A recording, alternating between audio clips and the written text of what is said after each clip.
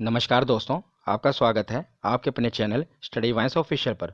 तो आज का हमारा टॉपिक है आधुनिक भारत के प्रमुख आंदोलन और घटनाएं। मतलब कि 1885 से लेकर 1951 के बीच में जितने भी भारतीय राष्ट्रीय प्रमुख आंदोलन हुए हैं, घटनाएं हुई हैं, समझौते हुए हैं, सभी को मैंने एक ही वीडियो में कवर किया है। आजकल एग्जामिनर क्या कर रहा है, आधुनिक भारत के जितने भी आंदोलन हैं सभी को बहुत डीपली पूछ रहा है। इसलिए मैंने जितने भी आंदोलन हैं प्रमुख, होम रूल आंदोलन हो, लखनऊ पैक्ट हो, रोलेट एक्ट हो, खिलाफत आंदोलन हो, गोलमेज सम्मेलन हो, सभी को मैंने डीपली बहुत ही अच्छे तरीके से कवर किया है। तो ये वीडियो थोड़ी बड़ी जरूर बन सकती है, पर इतना ज़रूर है कि अगर आप वीडियो को देखते हैं तो आज आपको सीखने को बहुत कुछ मिलेगा और आपका इस टॉपिक से एक नंबर जरूर पक्का हो जाएगा। तो इसलिए बिना देरी किए हुए इस वीडियो को चलिए शुरू करते हैं। तो शुरुआत करते हैं 1885 की प्रमुख घटना से। तो 1885 में भारतीय राष्ट्रीय कांग्रेस की स्थापना हुई थी और भारतीय राष्ट्रीय कांग्रेस पर मैंने एक स्पेशल वीडियो बना रखी है। अगर आपने उसे अभी तक नहीं देखा तो मैं आई बटन में उस वीडियो का लिंक दे दूंगा। आप इस वीडियो के खत्म होने के बाद आई बटन पर क्लिक करके उसे जरूर देख लेना। मैंने उसमें कांग्रेस के जितने भी अधिवेशन हैं सभी को कवर किया है। तो इसमें भी मैं कांग्रेस के बारे में थोड़ा बता देता हूँ। तो भारतीय राष्ट्रीय कांग्रेस की स्थापना अगर एग्जैक्ट डेट पूछी जाए तो 28 दिसंबर 1885 को इसकी स्थापना हुई थी और इसके संस्थापक थे एलन ऑक्टेवियन ह्यूम, जिन्हें एओ ह्यूम भी कहा जाता है, और ये स्कॉटलैंड के निवासी थे। और स्थान पूछ लिया जाए तो बम्बई के गोकुल दास तेजपाल संस्कृत विद्यालय में भारतीय राष्ट्रीय कांग्रेस की स्थापना हुई थी और उस समय वायसराय थे लॉर्ड डफरिन। और दादा भाई नौरोजी ने ही इसका नामकरण भारतीय राष्ट्रीय कांग्रेस किया था, क्योंकि जब ये पार्टी बनी थी तो उस समय इसका नाम था भारतीय राष्ट्रीय संघ और बाद में दादा भाई नौरोजी ने इसका नाम बदलकर भारतीय राष्ट्रीय कांग्रेस कर दिया। इतना कुछ आपको कांग्रेस के बारे में पता होना चाहिए और डिटेल में जानना है तो आप उस वीडियो को जरूर देखिएगा। तो 1885 के बाद 1916 का सबसे महत्वपूर्ण आंदोलन है होम रूल आंदोलन। काफ़ी इंपॉर्टेंट है और कई बार पूछा गया है। तो आखिर ये है क्या, पहले इसके बारे में जान लीजिए। तो प्रथम विश्व युद्ध के दौरान की यह घटना है। प्रथम विश्व युद्ध के आरंभ होने पर भारतीय राष्ट्रीय कांग्रेस के जो नरमपंथी दल था उन्होंने ब्रिटेन की सहायता करने का निर्णय लिया। इसके पीछे ये कारण था कि अगर भारत ब्रिटेन का साथ देगा तब विश्व युद्ध के खत्म होने के बाद जो ब्रिटेन है भारत को आज़ाद कर देगा। परंतु जल्दी कांग्रेस को यह पता चल गया कि जो अंग्रेजी सरकार है ऐसा नहीं करेगी, तो उन्होंने इसी के बीच होम रूल आंदोलन शुरू कर दिया। तो होम रूल आंदोलन कहाँ से प्रभावित है, ये कई बार पूछा गया है। तो होम रूल आंदोलन जो है वो आयरलैंड के होम रूल आंदोलन से प्रभावित था और इसे दो लोगों ने शुरुआत की थी। सबसे पहले इसकी बाल गंगाधर तिलक ने और एनी बेसेंट ने। तो बाल गंगाधर तिलक ने इसकी शुरुआत पुणे के बेलगांव से की थी और एनी बेसेंट ने मद्रास से की थी। कई बार पूछा गया है कि बेलगांव से किसी ने शुरुआत की, तो बाल गंगाधर तिलक ने। इसे आप इजीली याद भी कर सकते हैं। देखिए बेलगांव और बाल, इसकी शुरुआत देखिए ना, बेल और बाल एक ही तरह से शुरू हो रहे हैं, तो इससे आप इसे याद रख सकते हैं इजीली। तो होम रूल आंदोलन के बाद अब हम देखते हैं रोलेट एक्ट। तो ये है घटना है 19 मार्च 1919 की। तो 1919 में तीन प्रमुख घटनाएं हुई थी और तीनों काफ़ी इंपॉर्टेंट है, कई बार पूछी गई हैं। पहला है रोलेट एक्ट, दूसरा आगे हम पढ़ेंगे जलियांवाला बाग हत्याकांड, और तीसरा है खिलाफत आंदोलन। ये तीनों ही इंपॉर्टेंट है और हिस्ट्री बहुत ही मज़ेदार है। अगर आप इसे लिंक करके पढ़ेंगे तो आपको बहुत ही ईजी लगेगी। तो जैसा कि हमने देखा होम रूल आंदोलन के समय क्या हुआ था कि जो भारतीय थे इन्होंने ब्रिटेन का साथ दिया था कांग्रेस से, ये सोच के कि भारत को आज़ाद कर देंगी, और उसके परिणाम स्वरूप उन्होंने वो रोलेट एक्ट लेकर आ गए। तो रोलेट एक्ट क्या था, ये एक काला कानून था जिसके अंतर्गत किसी भी व्यक्ति को संदेह के आधार पर गिरफ्तार किया जा सकता था। मतलब अगर अंग्रेजी सरकार को किसी भी व्यक्ति पर शक हो जाता था तो वह उसे बिना अपील के और बिना दलील के उसे गिरफ्तार कर सकती थी। इसीलिए इसे बिना वकील, बिना अपील और बिना दलील का कानून कहा गया, किसे, रोलेट एक्ट को। और रोलेट एक्ट के तहत ही सैफुद्दीन किचलू और डॉक्टर सत्यपाल, ये दोनों पंजाब के लोकप्रिय नेता थे, इन्हें 10 अप्रैल 1919 को गिरफ्तार कर लिया गया। देखिए रोलेट एक्ट आया 19 मार्च 1919 को, और 10 अप्रैल 1919 को पंजाब के जो दो लोकप्रिय नेता थे सैफुद्दीन किचलू और डॉक्टर सत्यपाल, इन दोनों को ही इसके तहत गिरफ्तार कर लिया गया। तो गिरफ्तार कर किया गया 10 अप्रैल को। उसके 3 ही दिन बाद 13 अप्रैल 1919 को, 13 अप्रैल को वैसाखी मनाई जाती है। तो वैसाखी वाले दिन ही जलियांवाला बाग में का हत्याकांड हुआ था। तो इसमें क्या होता है, रोलेट एक्ट के विरोध में पंजाब के अमृतसर के जलियांवाला बाग में एक सभा बुलाई गई थी, क्योंकि जो पंजाब के नेता थे उन्हें गिरफ्तार किया गया था, इसलिए पंजाब में ये सभा बुलाई गई थी। और वहाँ पर शांतिपूर्ण विरोध चल रहा था कि हम अपने नेता को कैसे छुड़ाएं, और रोलेट एक्ट का विरोध कर रहे थे। पर जनरल डायर ने क्या किया, वहाँ पर उन पर अंधाधुंध गोलियां चलवा दी और काफ़ी लोग उस समय मारे गए थे।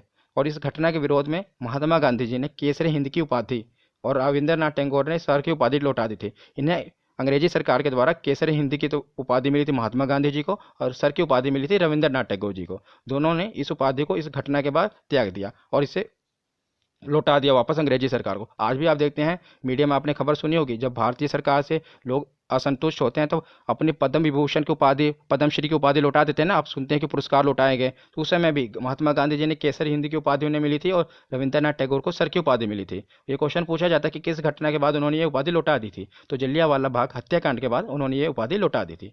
और इस घटना होने के बाद एक कमीशन बैठाया गया जिसे कहा कहा जाता है हंटर कमीशन। तो हंटर कमीशन नियुक्त किया गया था इस घटना की जांच के लिए कि आप देखिए किसकी गलती थी, पर कुछ हुआ नहीं इसमें। और सरकारी रिपोर्ट के अनुसार, इस रिपोर्ट के अनुसार कि उन्होंने बताया कि सिर्फ 379 व्यक्ति ही मारे गए हैं, परंतु कांग्रेस समिति के अनुसार बताया गया कि लगभग 1000 व्यक्ति इस घटना के दौरान मारे गए थे। पर जो उस रिपोर्ट आई थी उसमें बताया गया कि सिर्फ 379 व्यक्ति ही मारे गए हैं। और आपको यह भी याद रखना है कि जो जलियांवाला बाग हत्याकांड हुआ था इसमें एक भारतीय था जिसने जनरल डायर का सहयोग किया था, उसका नाम था हंसराज। तो हंसराज नामक भारतीय ने जनरल डायर का सहयोग किया था उस समय। ये क्वेश्चन अभी तक पूछा नहीं किया, पर जब एग्जामिनर को जो शिफ्ट को टफ बनाना होता है तो ऐसा क्वेश्चन वो पुट कर देता है। इसलिए आप इसे भी याद रखिएगा कि जलियांवाला बाग जो हत्याकांड हुआ था उसमें हंसराज नामक भारतीय ने जनरल डायर का सहयोग किया था उस समय। तो जलियांवाला बाग हत्याकांड के बाद अब हम देखते हैं खिलाफत आंदोलन। ये भी 1919 की ही घटना है। तो 3 घटना है आपको याद रखनी है 1919 में। पहला रोलेट एक्ट, दूसरा उसके विरोध में जलियांवाला बाग हत्याकांड हुआ, और तीसरा खिलाफत आंदोलन। तो खिलाफत आंदोलन क्या है ये भी मैं आपको बताता हूँ। तो खिलाफत आंदोलन तुर्की में खलीफा के पद के समर्थन में ब्रिटेन के खिलाफ आंदोलन था। तो आखिर खलीफा का पद क्या था जिसके समर्थन में भारतीय थे और ब्रिटेन इसके खिलाफ था? तो मैं आपको बताता हूँ, तुर्की में जो खलीफा का पद था ये मुसलमानों के लिए एक धार्मिक पद था। मतलब खलीफा का जो पद था इसे ये मुसलमानों के लिए एक धार्मिक पद था, जिसे ब्रिटेन सरकार क्या कर चाहती थी, उसे खत्म करना चाहती थी। इसलिए जो पूरी दुनिया के मुसलमान हैं इससे नाराज हो गए, और इसका जो असर भारतीय मुसलमानों पर भी देखने को मिला। भारतीय मुसलमान भी नाराज हो गए कि आप कैसे हमारे खलीफा का पद को मतलब खत्म कर सकते हैं। इसलिए ये आंदोलन हुआ जिसे खिलाफत आंदोलन कहा गया। और भारत में इस खिलाफत आंदोलन की शुरुआत किसने की? तो शौकत अली और मोहम्मद अली, इन दो भाइयों ने इसकी शुरुआत की थी खिलाफत आंदोलन की। इन्हें अली बंधु के नाम से भी जाना जाता है। कई बार ऐसा लिखा होता है कि खिलाफत आंदोलन की शुरुआत अली बंधु ने की, तो उनका नाम था शौकत अली और मोहम्मद अली, जिन्हें अली बंधु कहा जाता है। याद रखिएगा आप इसे। अब खिलाफत आंदोलन के बाद 1919 में खिलाफत आंदोलन हुआ और 1920 में असहयोग आंदोलन हो गया। 1 अगस्त 1920 को महात्मा गांधी जी के नेतृत्व में असहयोग आंदोलन शुरू किया गया। असहयोग आंदोलन क्यों शुरू किया गया? क्योंकि असहयोग आंदोलन इसलिए शुरू किया गया क्योंकि हंटर आयोग ने कोई फैसला नहीं लिया और खिलाफत आंदोलन से भी कोई बात नहीं बन रही थी। इसलिए 1920 को असहयोग आंदोलन शुरू कर दिया गया। और असहयोग आंदोलन का मतलब ही है कि अंग्रेजी सरकार का सहयोग ना करना। आप देख रहे हैं ना, इस असहयोग, असहयोग का मतलब क्या है कि अंग्रेजी जो सरकार थी उसका बिल्कुल सहयोग ना करना। और इसमें क्या हुआ कि अगर आप देखेंगे तो जो असहयोग आंदोलन चल रहा था उस समय जो सभी लोगों ने बहुत बढ़ चढ़कर ही भाग लिया। इस समय कई लोगों ने वकालत छोड़ दी, जो वकील थे उन्होंने वकालत छोड़ दी, जो अध्यापक थे उन्होंने पढ़ाना छोड़ दिया था, और जो भारतीय थे उन्होंने टैक्स देना भी बंद कर दिया था, ताकि किसी भी तरह जो अंग्रेजी हुकूमत है उस पर दबाव बनाया जाए। और लोगों ने बाद में जो है विदेशी कपड़े थे उसे भी जलाना शुरू कर दिया था। मतलब लोगों ने बहुत ही बढ़ चढ़कर उसमें समय भाग लिया था, और जो अंग्रेजी सरकार था उसका पूरा तरह से असहयोग आंदोलन उसके खिलाफ बहुत ही जोर तौर से चलाया था। पर इसका भी कोई बाद में परिणाम नहीं निकला था। और उस समय 1920 में यह आंदोलन चला था, और उसके 2 साल बाद चोरी चोरा कांड हो गया। बहुत ही प्रमुख घटना है इतिहास की, चोरी चोरा कांड।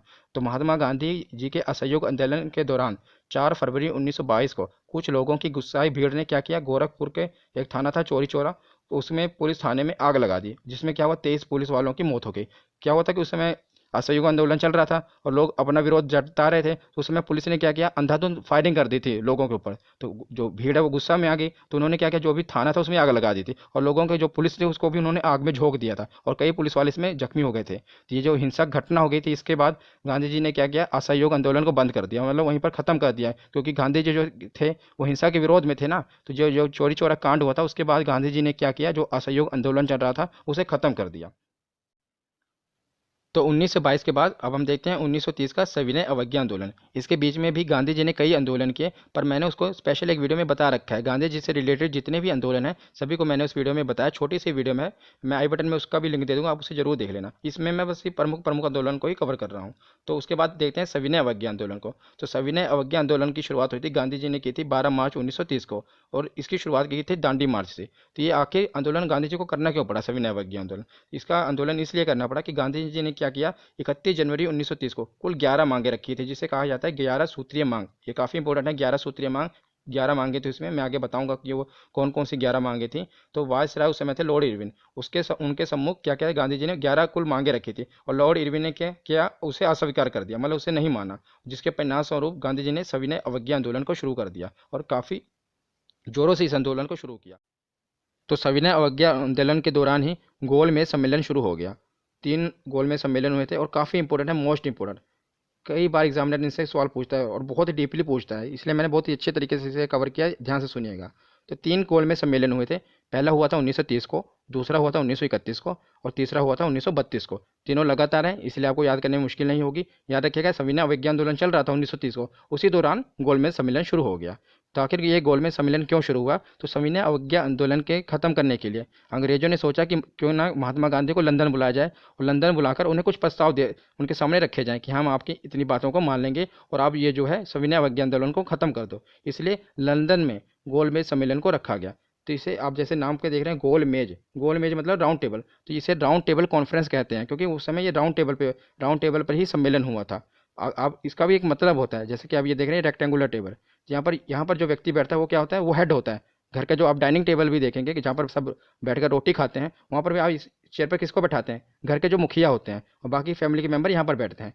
पर जो राउंड टेबल होता है, इसमें सभी बराबर हैं, कोई मुखिया नहीं, कोई बड़ा नहीं, कोई छोटा नहीं। अगर राउंड टेबल में मीटिंग हो रही है मतलब सबके बराबर हैं। तो अंग्रेज बहुत चालाक थे, ये दिखाना चाहते थे कि हम भारतीयों को बराबर अधिकार दे रहे हैं, राउंड टेबल मीटिंग रख रहे हैं, मतलब कोई बड़ा नहीं है कोई छोटा नहीं है, इसलिए उन्होंने गोल में सम्मेलन रखा है। इसका भी अपना मतलब एक मकसद था उस समय उनका। तो आपको ये भी याद रखना है कि जो तीनों गोल में सम्मेलन हुए थे, एक ही जगह पर हुए थे। कहाँ पर? लंदन में हुए थे। और बाबा साहब भीमराव अंबेडकर जी ने तीनों गोलमेज सम्मेलन में भाग लिया था। और भी कई लोगों ने लिया था, पर हरदम एग्जाम में यही पूछा जाएगा और ऑप्शन में आपको बाबा साहब भीमराव अंबेडकर ही दिया होगा, इसलिए याद रखिएगा भीमराव अंबेडकर जी ने तीनों गोलमेज सम्मेलन में भाग लिया था। और जो तीनों गोलमेज सम्मेलन थे, उस समय इंग्लैंड का एक ही प्रधानमंत्री था जिसका नाम था रैमजे मैकडोनाल्ड। याद रखिएगा कौन? Ramsay MacDonald. तो तीनों गोलमेज सम्मेलन कहाँ हुए थे? लंदन में हुए थे। भीमराव अंबेडकर जी तीनों में भाग लिया था और उस समय प्रधानमंत्री थे रैमजे मैकडोनाल्ड।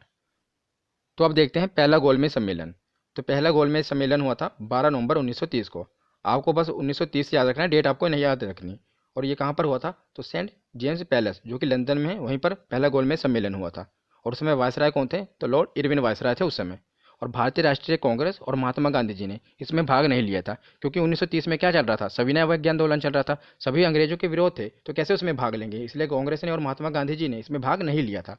और भाग किसने लिया था? तो मुस्लिम लीग के नेता मोहम्मद अली जिन्ना, आगा खां और मोहम्मद अली, इन तीनों ने उसमें भाग लिया था। तो पूछा जाता है कि मुस्लिम लीग के किस नेता ने भाग लिया था, तो ऑप्शन में दिया होगा, तो आपको याद रखिएगा मोहम्मद अली जिन्ना, आगा खां और मोहम्मद अली, इन्होंने उसमें भाग लिया था। और दलित वर्ग के नेता बाबा साहब भीमराव अंबेडकर जी ने भी इसमें भाग लिया था, क्योंकि मैंने शुरुआत में ही आपको बताया ना कि बाबा साहब भीमराव अंबेडकर ने तीनों गोल में सम्मेलन में भाग लिया था, तो इस समय भी वो दलित वर्ग के नेता के रूप में गए थे वहाँ पर। तो बाबा साहब भीमराव अंबेडकर ने भाग लिया था इसमें, याद रखिएगा। पर कांग्रेस और महात्मा गांधी ने भाग नहीं लिया था प्रथम गोल में सम्मेलन में।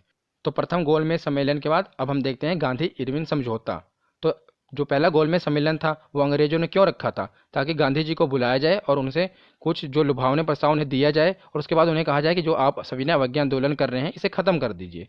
पर गांधी जी जब वहां पर पहुंचे ही नहीं, तो जो गोलमेज सम्मेलन का उसका मतलब कोई मतलब नहीं रह गया। इसलिए उसके बाद उसके ठीक ही बाद गांधी इरविन समझौता हुआ। तो गांधी इरविन समझौता महात्मा गांधी और वायसराय, उस समय का वायसराय कौन था? मैंने बताया था ना, लॉर्ड इरविन था। तो उसी के बीच में ये समझौता हुआ, जिसे महात्मा गांधी का और इरविन के बीच में समझौता, इसलिए इसे गांधी इरविन समझौता कहा गया। तो उसमें लॉर्ड इरविन ने कुछ शर्तें रखी थी। पहली शर्त थी कि सविनय अवज्ञा आंदोलन को समाप्त किया जाए।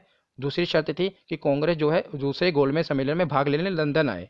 और तीसरी शर्त थी कि जो ब्रिटिश सरकार का बहिष्कार किया जा रहा है, मतलब जो वहाँ का उनके सम्मान का बहिष्कार किया जा रहा है, वो ना किया जाए। तो ये 3 शर्तें लॉर्ड इरविन ने महात्मा गांधी के समक्ष रखी। तो महात्मा गांधी जी ने भी इसके बदले में क्या, वही अपनी 11 सूत्रीय मांग, 11 मांगे रखी थी। अगर आप अब मेरी ये 11 मांगों को मान लोगे तो मैं जो है सविनय अवज्ञा आंदोलन को खत्म कर दूंगा और दूसरे गोलमेज सम्मेलन में भी भाग लूंगा। पर उस समय अंग्रेजों ने क्या कहा कि हामी भर दी कि हाँ, हम आपकी 11 मांगों के मान लेंगे और आप दूसरे गोलमेज सम्मेलन में भाग लेने के लिए आ जाइए। पर बाद में उन्होंने इस मांग को माना नहीं और बाद में महात्मा गांधी जी ने भी तीसरे गोलमेज सम्मेलन में भाग नहीं लिया और फिर से सविनय अवज्ञा को आंदोलन को शुरू कर दिया। मैं आगे आपको बताऊंगा, बस आप इतना समझिए कि उस समय उसने हामी भर दी और गांधी और इरविन के बीच में ये समझौता हो गया कि गांधी जी दूसरे गोलमेज सम्मेलन में भाग लेंगे। तो अब हम देखते हैं, पहले 11 सूत्रीय मांग देख लेते हैं, क्योंकि ये काफ़ी इंपॉर्टेंट है। एग्जाम में कैसे पूछा जाएगा मैं आपको वो भी बता देता हूँ। कि कुल 11 मांग है जो गांधी जी ने उसमें इरविन के समक्ष रखी थी। और एग्जाम में आपको क्या होगा, 4 ऑप्शन आएंगे, उसमें से 3 मांगे होंगी और एक मांग है जो गांधी जी ने नहीं रखी होगी। और आपसे यही पूछा जाएगा कि इसमें कौन सा गलत कथन है। तो आप कैसे पता लगाएंगे? अगर आपको 11 सूत्रीय मांग पता होगी तभी ना। तो पहली मांग गांधी जी ने रखी थी लॉर्ड इरविन के सामने कि पूर्ण रूप से शराब पर प्रतिबंध कर दिया जाए, शराब को बंद कर दिया जाए, बैन कर दिया जाए। दूसरी मांग थी कि विनिमय की दर घटाकर 1 शिलिंग 4 पैसा कर दी जाए। तीसरी मांग थी जो भूमि लगान है आधा हो और उस पर काउंसिल का नियोजन रहे। चौथी मांग थी कि जो नमक पर कर लग रहा है इसे समाप्त कर दिया जाए। पांचवी मांग थी कि जो सेना संबंधी व्यय है उसे कम से कम 50% की कमी हो, मतलब सेना पर ज़्यादा खर्चा ना हो। और छठवीं मांग थी कि जो बड़ी बड़ी सरकारी नौकरियों का वेतन है उसे आधा कर दिया जाए। और सातवीं मांग थी कि जो विदेशी वस्त्रों की आयात पर जो निषेध कर लगे, जो आयात हो रहा है विदेशी वस्त्रों पर उस पर एक कर लगाया जाए जिसका नाम रखा है निषेध कर लगे।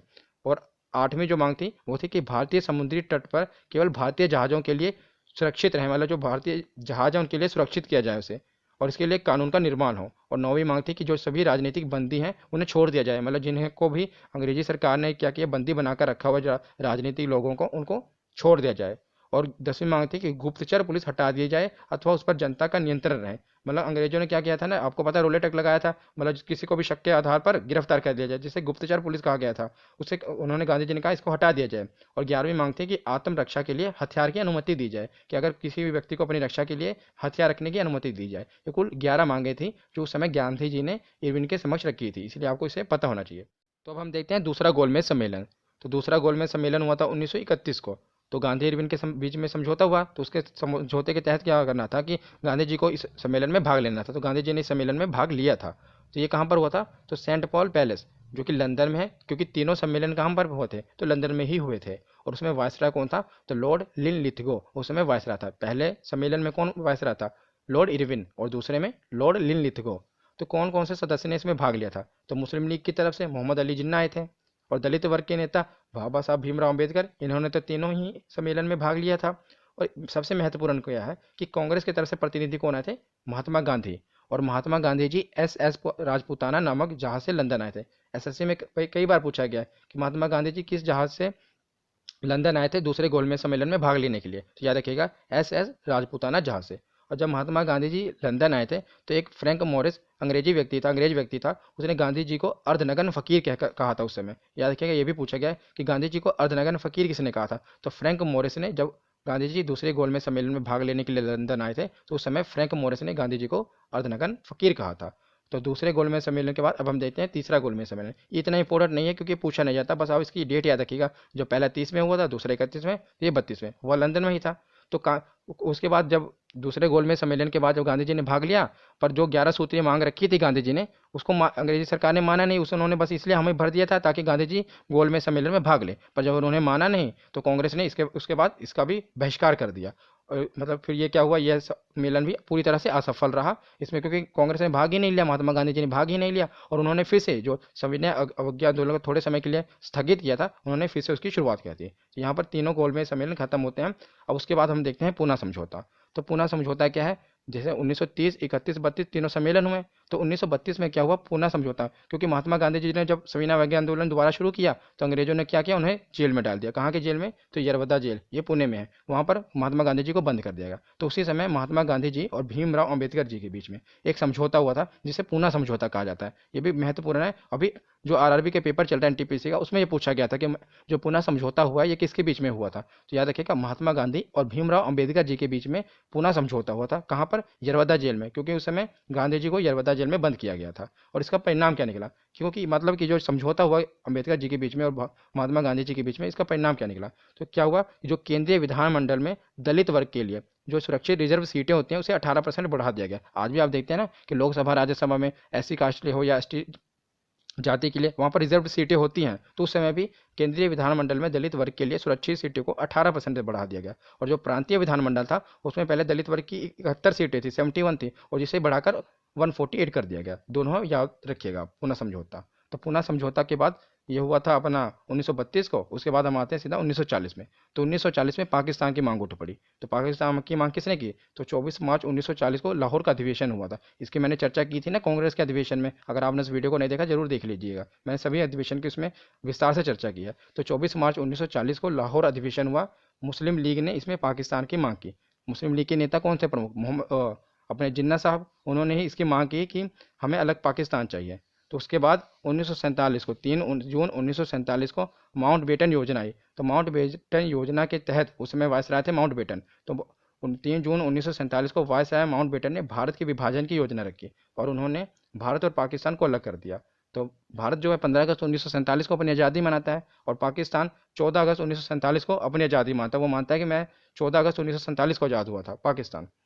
और जो भारत और पाकिस्तान के बीच में जो रेखा है, सीमा रेखा है, उसे रेड क्लिफ रेखा कहा जाता है। ये जो आप देख रहे हैं ना, इसे रेड क्लिफ रेखा रेखा कहा जाता है। तो उस समय 1947 को क्या हुआ था, ये आप देख रहे हैं, ये जो पाकिस्तान है इसे पश्चिमी पाकिस्तान, इधर वाले पाकिस्तान जो आज बांग्लादेश है, ये पाकिस्तान से ही आज़ाद हुआ है, इसे पूर्वी पाकिस्तान कहा गया।